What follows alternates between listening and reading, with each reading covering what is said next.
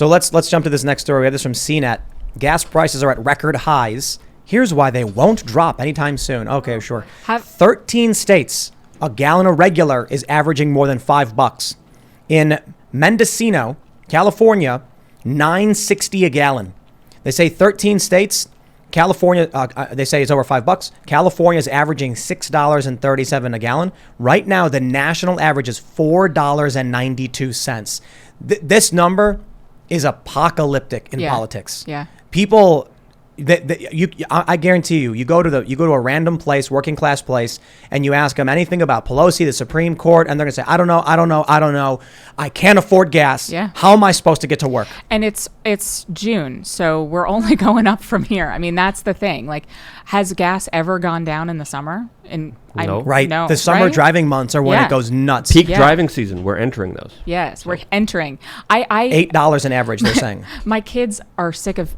I drive, back and forth, whatever, and I just look at it, I'm like, I have never seen gas above $3.50. I mean, that's right? Like never above $3.50. The record was 4 something under Bush. But I've never seen it though, because it's always in places like California. Oh yeah. I've never seen it over $4. What was the national average during the Bush years? Would be important because it did hit as high as $4, but yeah, as high as 4. It was 4 in Chicago, but national average was probably then $3.50. I don't remember it ever over $3.50. But now, I mean, I drive by something $5.20 today. CNET's saying it's going to be $6.20 per gallon by August. I think it's going to be higher. Yeah. I think it's going to be higher. Yeah. I keep on doing this thing. I'm never a person who lets my tank go past half. And I keep on sort of like pushing it. I'm like, well, maybe gas will go down tomorrow. Maybe it'll go down tomorrow. And it just keeps on going up. I would not be surprised if we hit 7 or 8 come August. Buying gas has become more like the stock market. Yo, $3.25 was the highest under George W. Bush. Yeah, see that Wow. I did on not average, think and then $3.68 under Obama, and then under Trump the average was $2.80 highest at its highest. Its lowest was like $1.50. Yes, I remember it was under 2, and I was like, cha-ching, when I was filling up my tank. Yeah. I have a minivan, and it was costing like $35 to fill the minivan. Now it's $87. To be fair, under Bush in his first few years, it was $1.40 on average. Yeah, decently, and then it started skyrocketing towards the end, and then under Obama. So it's funny because people keep pointing out that they show these images of $4 a gallon gas under Bush, and they're like, I remember when gas was this high. Why are you blaming Biden? No. And I'm like, yo, those weren't the average prices. You're looking at California and New York and Chicago. There's that one gas station in D.C. on the hill that's next to the Heritage Foundation. Really bad one. Yeah, and everyone always takes pictures in front of that one. I was like, well, that's not actually the average. But I drove past. I was driving my kid into Rockville, Maryland today, and I passed $5.20. Wow. Oh, it's here. I was getting a haircut, and as I'm getting a haircut, people in this area, they're like, do you see the gas prices? Do you see what they are? What so are they here? even local people are talking about how there's one store that's offering 30% off a gallon if you buy a carton of cigarettes. Okay. And they're like, we gotta go to this store. You gotta smoke it right at the gas station. These are conversations that are happening with average people, Yeah. with normal people that are getting politically involved because they were thrown into a mess, which sadly, a lot of ignorance has led to this, because we saw the warning signs from a very long time ago. Ever since 2008, the signs were there. But there was a warning sign in Joe Biden talking about climate change. Yeah. So again, I'm not gonna make a moral statement on climate change, but Joe Biden and Democrats have long said we need exactly this. Yeah. They want high gas prices so people don't drive, so there's less carbon emissions. Joe Biden shut down Keystone. He banned fracking on public lands. He shut down various oil and gas leases. Josh Hawley has the list better than me. Yeah. He took action specifically over climate and environmental issues. And that is a major contributor to why you are paying so much at the gas pump. Yeah. He called it. Sorry, go ahead. No, it's working. I looked into getting a hybrid. I was like, we can't keep on doing this. But the problem is they keep on talking about like, this is the solution, but it's not, because the cars aren't available and they're not. I can't drive in a hybrid. I have 5 kids. We need more space than that. It's not. Well, so the end result of all of this, look, if you follow after the environmental narrative, it is going to be suffering. Yeah. That's it. That's the only way.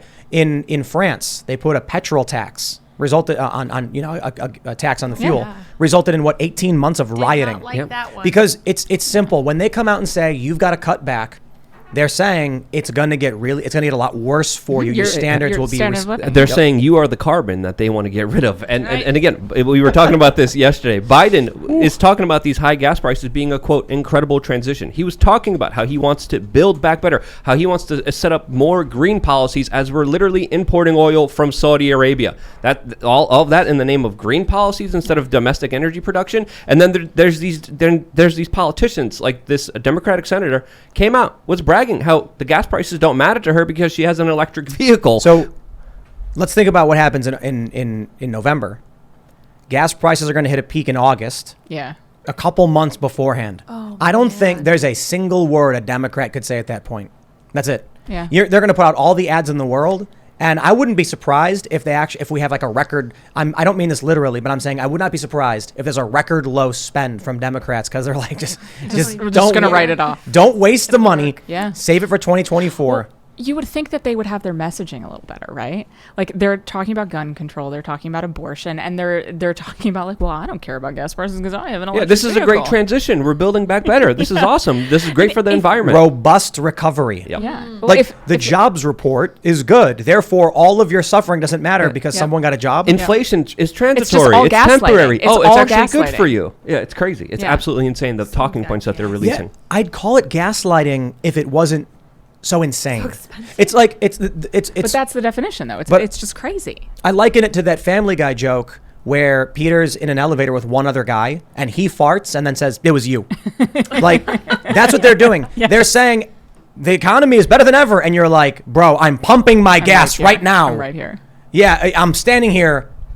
So I think when they say the best polling in 80 years, when you consider the fact that the polling has been skewed by what, like 7 points? Yeah.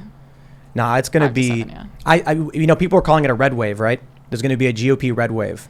And then some people start saying, wow, look at the polls, it's going to be a tsunami. I'm like, no, it's going to be a great flood, and the Democrats better start building that arc. So what is the Senate numbers? Do you know what the Senate numbers are looking like? I think it's going to be like a couple seats. It's like Republicans might have, I think, 52 or 53. Okay, all right. Because then if That's who knows, man. Yeah. Look, we're 5 months out. That's an eternity. And we got to speculate on what's going to happen in August, then speculate what's going to happen in October. But I'll add this. We don't have any fertilizer because of the war between Ukraine and Russia. That severely limited our resources there. So they predicted this months ago, back in February, March. The fall harvest is going to be brutal. It's going to be down 40%. We're going to see food costs skyrocket. Yep. There's going to be a shortage of diesel, meaning you're not going to have the food. And if it does come, I got to tell everybody right now, if you don't have emergency supplies or whatever, it sounds like you might be fighting over the last can of beans with Agnes in the parking lot at a Walmart. Maybe that's a little too much, though. But I'll tell you this. You're certainly going to be fighting over toilet paper because that already happened. Yeah. No, it's not crazy because we all just went through it. Or baby formula. I know. Part of me is like, oh, man, to say you're going to be fighting over beans sounds crazy. People are already, there's videos of people fighting over baby formula. Yeah, because it's life and death. Right. That's the problem with baby formula as opposed to almost any other product on the market. It is not replaceable. You can't just give a baby who's like 3 months old whole milk and be like, good luck to you. I mean, you can, but... What about Nesquik if you mix it in? That's good, right? Probably not. No? Wouldn't do it. What about the GMO lab made Bill Gates milk that he's developing and making on very coincidentally as well? We could test it on goats. Coincidentally, look, if you're an investor and you see the news, who would not be investing in future materials, metamaterials, whatever you can do, like fake meat, graphene, for instance?